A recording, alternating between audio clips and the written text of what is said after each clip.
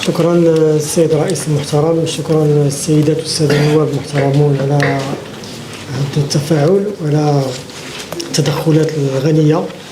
إذا سمحتوا نرجع لبعض العناصر، بعض العناصر لتوضيح بعض الأسئلة اللي طرحت.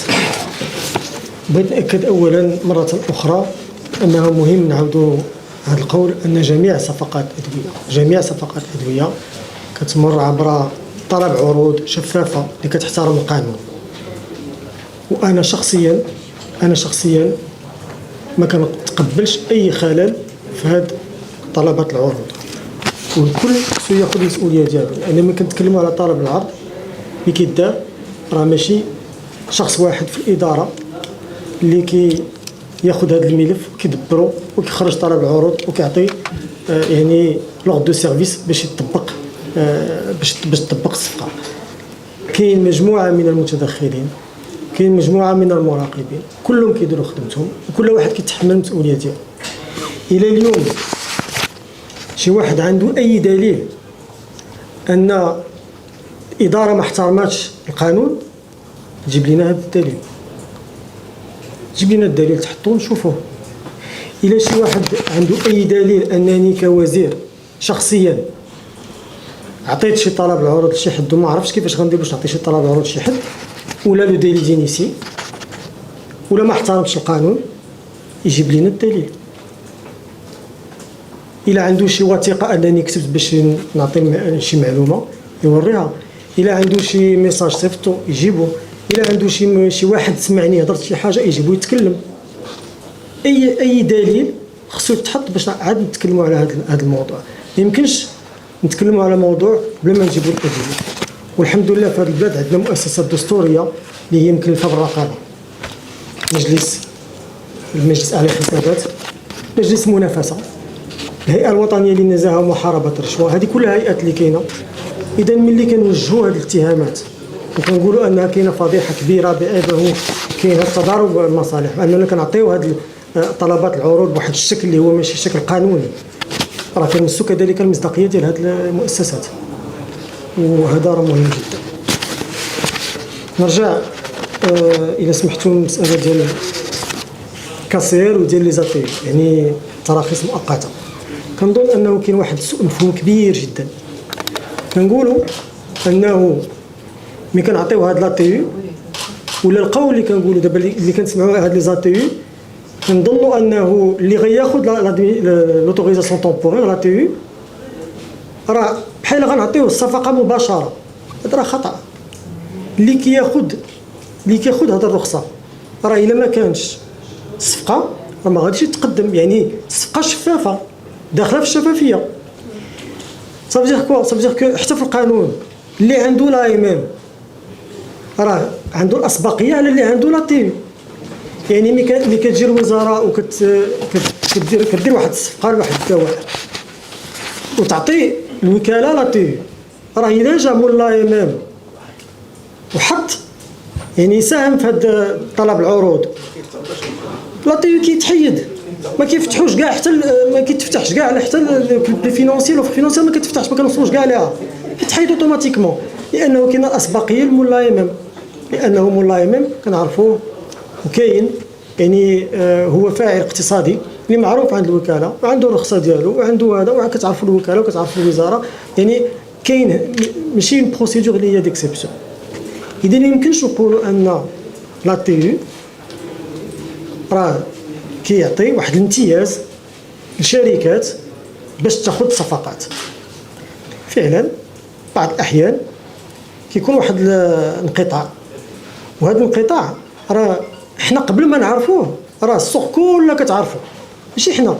الشركات بيناتها راه كتفاعل كتهضر بيناتها وهي طالقه لافي ديالها باش كتشوف شنو كاين شنو ما كاينش السوق الدوليه، وعارفه انه يقدر يكون انقطاع. الا كنا نسميو هذا ديلي دينيسي ربما، ولكن انا ما كرهتش انني يكون عندي مرصد كوزير اللي تكون عندي هاد لي زاليرت قبل باش نعرف كيفاش نتجاوب معها، باش نعرف كيفاش نتفادى هذا الانقطاع. وكنقول لكم ان الشركات اللي كتعامل في هذا الميدان راه عندها لافي احسن منا، احسن من الوزاره، احسن من الوكاله. ومن بين المشاريع ديال الوكاله غنتكلم عليها هي هذا المرصد، باش نديروا استباقيه، باش نعرفوا هذه القطاعات، باش تكون عندنا نظره على القطاعات قبل ما تجي، قبل ما نحلوا فيها. اذا هذا فيما يخص لي زاتي باش ما تكونش مغالطه. لا تي راه ماشي امتياز. لا تي كي تعطى لشركه الا كانت صفقه راه مولاي ميم كيدوز قبل من لا تي، واللي كيجي كيطلب لا تي راه عارف انه السوق فيها مشكل ديال الانقطاع، وكيجي على اساس انه غيجيب واحد المنتوج اللي وقع لنا فيه مشكل ديال الانقطاع. كاسيل فيما يخص الكاسيل يعني كلوريد بوتاسيوم، كانت عندنا شركه وحده هي اللي كتنتج كاسيل، شركه محليه. هذه الشركه قامت بمجموعه من الاصلاحات. ملي دخلت في هذه الاصلاحات ولا بد، وهذا راه القانون اللي كيقول هذا الشيء، انه تكون اعاده النظر في الترخيص. ودخلت المديريه قبل ومن بعد الوكاله في اطار مواكبه هذه الشركه باش تعطيها الترخيص، الا انه ما كانش كتوفي المعايير باش تعطي لها الترخيص. وهنا نقدر يكون يعني نقدروا نشكوا، نقدروا نقولوا ربما علاش عطلنا هذه الشركه، علاش ما عطيناهاش الترخيص في الوقت ولا تعطلنا عليها. انا كوزير بعدا توصلت بواحد لا نوت اللي فيها عندك راه عندنا واحد الماده اللي هي حيويه اللي هي حساسه يقدر يوقع فيها انقطاع. وتواصلت مع السيد المدير اللي هو كي يعني على راس الوكاله اللي هي مستقله، وقلت لي شنو هذا المشكل. قال لي راه عندنا هذه الشركه راه عندها مشكل، غيخصنا شويه د الوقت باش نديروا المواكبه. طلبنا لها من بعد الاصلاحات انها تزيد واحد الاصلاحات اخرى باش نعطيوها الترخيص باش تبقى يعني لا سيكوريتي ديال الماده، باش ما يوقعش لنا مشكل في الجوده. وفي نفس الوقت شركه محليه اخرى بدات هذا الانتاج. اذا شنو درنا وشنو دار المدير؟ قال هذه الشركه الاخرى اللي خدامه دابا كتوجد الانتاج المحلي حتى هي غنواكبوها باش نسرعوا باش ما يكونش عندنا انقطاع. هادشي كيفاش يعني تعاملنا مع المشكل ديال الكاسير. هذه الشركه اللي كانت كتنتج محليا واللي نقدروا نقولوا اننا تعطلنا في اعطاء يعني باش نعطيوها لوتوريزاسيون، راه الان كتعامل مع جوج ديال الهيئات، كتعامل مع الوزاره وكتعامل مع الوكاله.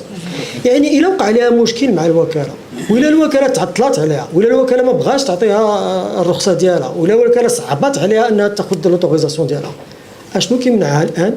انها تكتب للوزاره، والوزاره الا توصلت بهذه الشكايه واش غناخذوا الشكايه ونسدوا عليها؟ راه ولا بد نتفاعلوا معها. يعني انا انا عيط للانسبكسيون جينيرال ولا غنعيط بعدا مع المدير نتفاعل معاه، بان لي داكشي ما واضحش ولا كانت الشكايه فيها مشاكل كبيره راه غنديروا للانسبكسيون جينيرال تمشي تشوف شنو كاين. وهذا هو فوز الكبير ديال وكاله الادويه والاستقلاليه ديال وكاله الادويه. يعني الان انا ما بقات عندي حتى شي علاقه مع هذا الرخص، حتى شي علاقه. العلاقه الوحيده اللي عندي مع هذا الرخص هو انه الدواء خصو يكون في السوق باش ما يوقعش انقطاع. وكنطلب من السيد المدير انه يعطيني التقارير باش نعرف واش الرخص غادا مزيان، واش ما كاينش تعطال، واش ما كاينش مشكل في انقطاع الدواء ولا اخر. وهنا كاين مجموعه من المشاريع اللي هي كنشتغلوا عليها، اوراش اللي هي مفتوحه غنتكلم عليها، اللي غنوصلوا لهذه الرقابه وغنوصلوا لهذا يعني هذا التدبير المحكم ديال القطاع اللي غيمكننا اننا نحبسوا من هذه الانقطاعات في الادويه. باش ما نساوش ان راه هذا هو الهدف. الهدف ديال هادشي كله هو انه الدواء يكون في السوق، انه الدواء يوصل للمريض، حيت الا ما كانش الدواء يوصل للمريض راه ما درنا والو. يعني هادشي كله ما اذا اخيرا صفقات ديال السيد النائب المحترم كيعطي واحد الارقام. انا ما عرفتش هاد الارقام يعني كيفاش كتجي. حنا عندنا ارقام، ولكن معلومه مهمه هو انه يعني ملي كندخلوا للبورتاي ديال لي مارشي بوبليك راه كنلقاو فيه كلشي. يعني اي واحد يقدر، راه دارها السيد الرئيس، اي واحد يقدر يجمع هذوك المعلومات كلها ويدير فيها شويه الاجتهاد، يعني يعرف كيفاش يحسب وكيفاش يصنف كل سنه بسنه فوقاش خرج لابيل دوف وفوقاش تعطى كلشي باش يجمع هذه المعلومات. يعني ما عندنا ما نخبعوا، انا ما عندي ما نخبع. يعني هذه المعلومات كلها راه بيبليك. باش ناخذوا هذيك الشركه ونخرجوا واحد الشركه اللي هي نعاود ربما نعطيكم نقول لكم انه قديمه كتشتغل مع يعني في قطاع الصحه منذ 2014 ولا 2012 ما عرفتش فوقاش. هذه الشركه من بين 50 شركه يعني راه ما عندناش مجموعه من الشركات اللي كتحكم على السوق، عندنا مجموعه من الشركات كلها اللي كتشتغل في هذا القطاع. هذه الشركات عام على عام راه كيطلع الباغ دو مارشي، اللي كيطلع اللي كيهبط اللي كيطلع، كاين اللي كيستثمر كيطلع على باغ دو مارشي، كاين اللي ما كيستثمرش، كاين كل عام كيفاش كيتبدل داكشي. وكاين تاخر في طلب العروض اللي حتى هو كيخلق لنا مشكل، وهذا حتى هو تكلمت عليه، راه ديجا تكلمت عليه. يعني ما يحتاجش اننا نقولوا انه هاد لي زابيل دوف ما كيدوزوش مزيان ولا ما كان. راه انا جيت للجنه وقلت اننا راه ما كنشريوش الدواء مزيان في القطاع العام، يعني في الحاجيات ديال المستشفيات. اذا هاد الشركه عاودوا خذوا الارقام وراه غتلقاو انه ما كاينش شي تغير كبير. ماشي انا ما غاديش ندافع على هذه الشركه، ما جيتش انا باش ندافع على شركه وحده، ولكن الا خديتوا الارقام راه غتلقاو ان هذه الشركه كان عندها رقم المعاملات قبل ودابا راه عندها وراه ما كاينش، ما داش من صفر ل 30 ولا 40 ولا 50، انا ما عرفتش الارقام منين جات. اخر نقطه فيما يخص كاسير، وانه اذا خديتوا هنا كذلك يعني 2025 2024 2025 يعني الفتره اللي انا جيت فيها راه احتياجات القطاع العام يعني المستشفيات اللي هي كتحكم فيها وزاره الصحه والحمايه الاجتماعيه كلها دازت في زابيل دوف، يعني كلها دازت صفقات بين ابيل دوف هذا، وكلها تعطات لواحد الشركه اللي هي الشركه الثانيه اللي كتنتج محليا، وما عطينا حتى شي، ما استعملنا لا اطي ولا حتى شي حاجه. هذا هو الجواب. وملي وراكم هذاك السيد المدير وراكم هذاك يعني هذاك الجرافيك اللي فيه الالوان، راه داكشي اللي كنوريكم، ما كنوريكمش شي حاجه اخرى. كنوريكم انه كانت واحد الشركه كتزود السوق حبسات، دخلت واحد الشركه كتزود السوق غادا وطالعه، هي اللي جاوبات على الصفقات، وهي اللي خدات الصفقات كلها ديال وزاره الصحه. ومن بعد كنتظروا ان ملي غتجي الشركه الاخرى وغترجع وغتبدا تشتغل، كنظن انهم بقى لها والو انها تبدا، هذا المشكل ما غيبقاش، غيوليو عندنا جوج شركات محليه اللي كتنتج واللي كتزود السوق وكتعطينا هذا المنتج اللي هو حيوي، وما غتبقى حتى شي اطيو حتى شي حاجه. لي زاطيو كلهم غيغبروا، لانه عندنا لا بريوريتي ناسيونال، عندنا لي زايمام وعندنا الشركات المحليه وعندنا على الاقل السياده الدوائيه في هذا المنتج الحيوي بوحدو. النقطة الثانية، أنا منذ تولي المسؤولية الحقيقة تعرضت لمجموعة من الهجومات اللي هي مركزة على الصفقات، على أساس محاكمة النوايا. يعني هي هذيك بروسي دانتونسيون، بروسي دانتونسيون. يعني أنا قبل ما ندير حتى شي حاجة كنجيو كنقولوا راه ناوي انه يدير شي حاجه اللي في هذه الصفقات. نعطيكم امثله. الرقمنه، تكلمنا بزاف على واحد الصفقه ديال الرقمنه، حبستها باش اعاده النظر ديالها، دغيا خرج واحد الهجوم انني غنحبسها وغنعطيها لواحد الشركه امريكيه واحد الشركه اخرى وما عرفتش داكشي وهذا كلشي، و180 مليون درهم. وجيت كنفسر انه 180 مليون درهم راه ولات 15 مليون درهم، يعني اقتصد المال العام، دبرت المال العام، وجيت بواحد يعني نظره جديده على كيفاش غنصلحوا هذا. نكمل. لا من حقنا نجاوبوا على الرقم هذا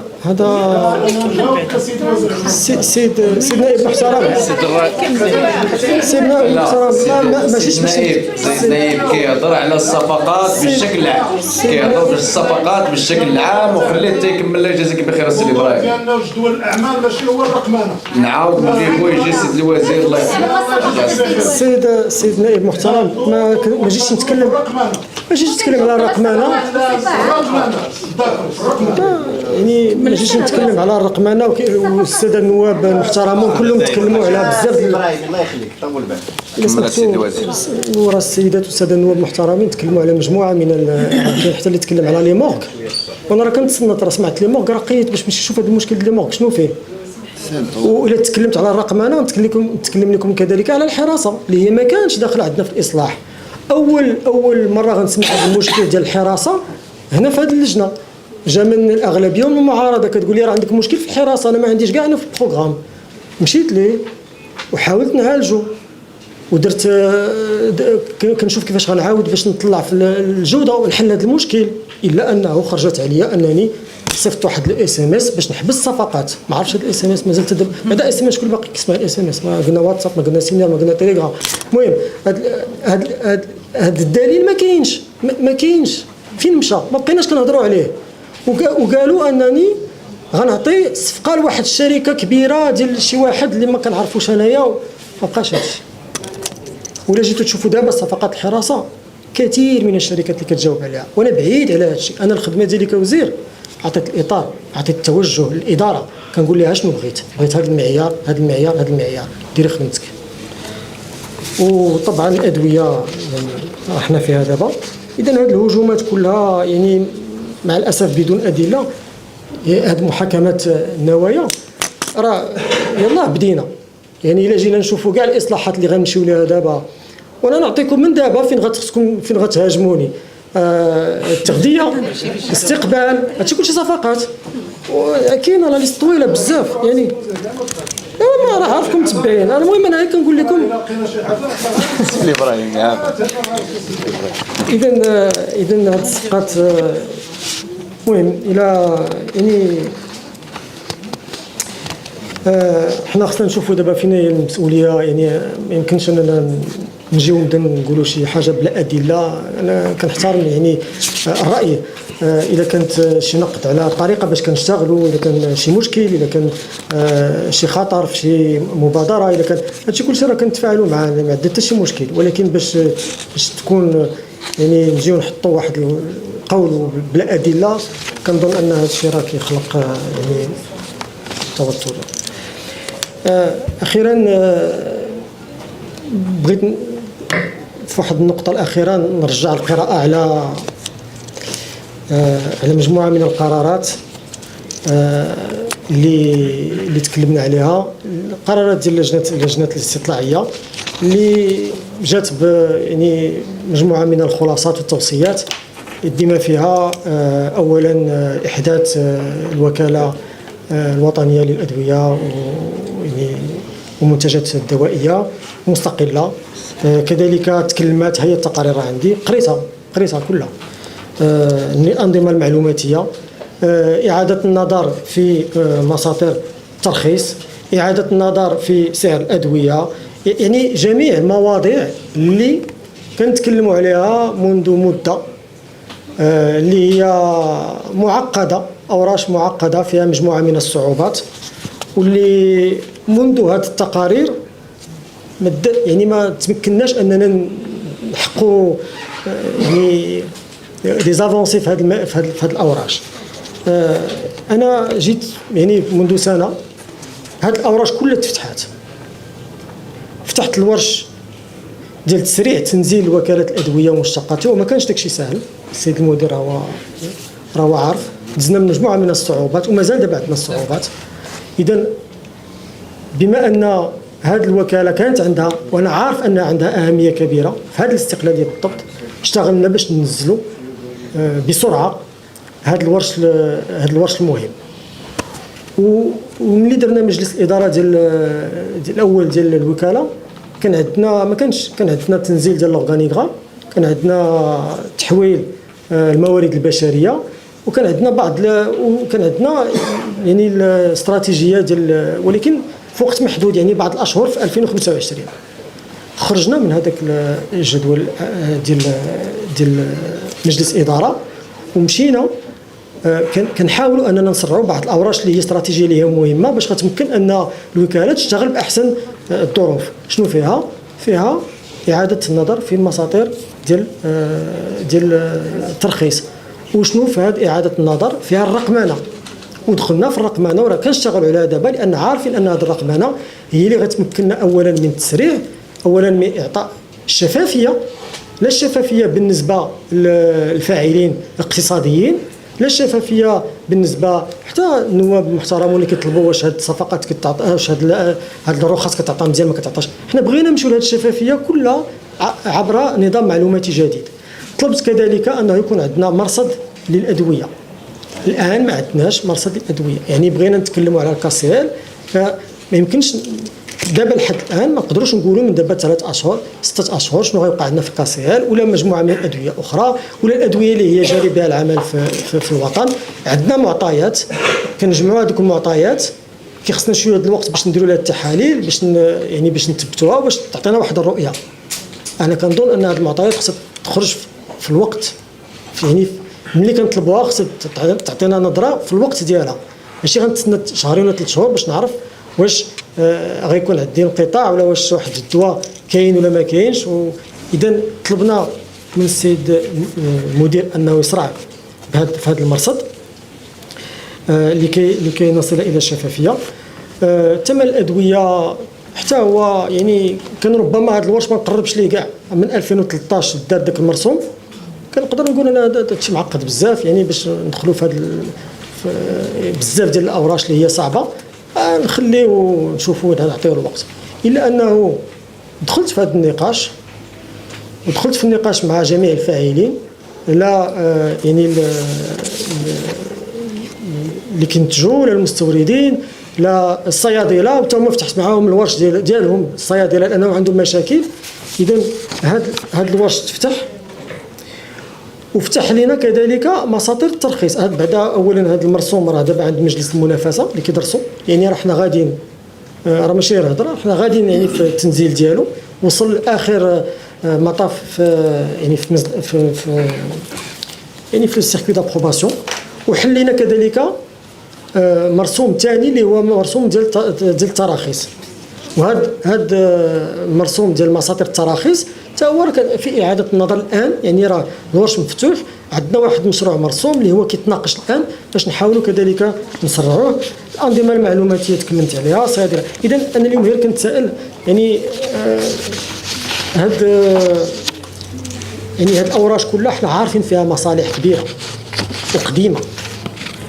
انا كنفهم انني ملي كنقرب لهاد الاوراش كنتعرض لهاد المصالح، وفي بعض الاحيان راه كيكون الضغط، يعني كيكون الضغط لانه كيكون تعطال ولا ما كنعرفوش كتخرج شي معلومه ولا كيكون شي وجهه نظر اللي ما كنعرفوش منين جات. انا يعني يمكن نتكلموا على اللوبيات لانه هذا هو المصطلح، وهذا هو يعني المهم. هو اللوبيات راه قويه جدا، ولكن راه تقدر تكون في اي بلاصه. راه ما كنعرفوش هاد اللوبيات كيفاش كتشتغل. هاد اللوبيات راه تقدر راه عندها قدره على التاثير وقدره على التحول. راه تقدر تجي ونشوفوا، انا كنجي مثلا لواحد ان فوروم اللي خصني نلقى فيه شي حاجه اللي هي ايجابيه، ما كنتكلمش طبعا على اللجنه، وكنلقى انه جات اللوبيات ربما وغيرت شي حاجه.